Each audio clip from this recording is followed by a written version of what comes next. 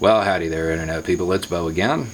So today we're going to talk about Trump's signature trade deal, the one he's been touting and talking about what a success it is going to be, and how it helped auto workers. Okay, the name of the deal is the USMCA. That's the United States-Mexico-Canada Agreement. It's NAFTA 2. Trump's goal for this was to bring back auto manufacturing jobs to the United States. That's what he wanted to accomplish with it. He set out to do this with two components in the agreement. The first was that 75% of parts in cars had to be manufactured in either the United States, Canada, or Mexico. The second was a labor component, and it required that 40 to 45% of parts had to be manufactured by employees who were making at least $16 an hour.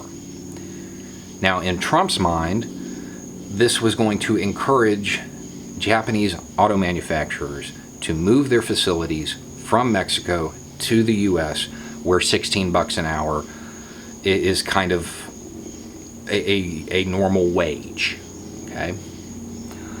And that makes sense in Trump land, okay? However, if you're the CEO of a successful business, it wouldn't take you long to realize that it is cheaper just to pay your employees in Mexico $16 an hour than it is to pay to move your factory and then pay $16 an hour.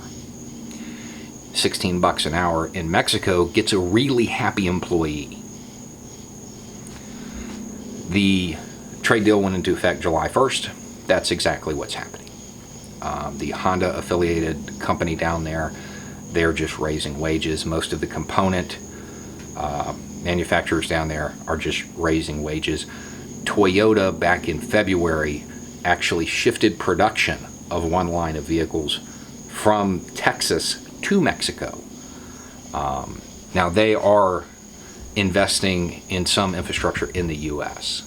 as well. Okay, so I know it's going to be hard to avoid mocking Trump relentlessly for this, because it's his signature trade deal and it is a failure by the standards he set for it. But in the grand scheme of things, in comparison to Trump's other foreign policy and trade disasters, this one's not so bad. It's got a silver lining. A bunch of workers are going to get paid well to do their job.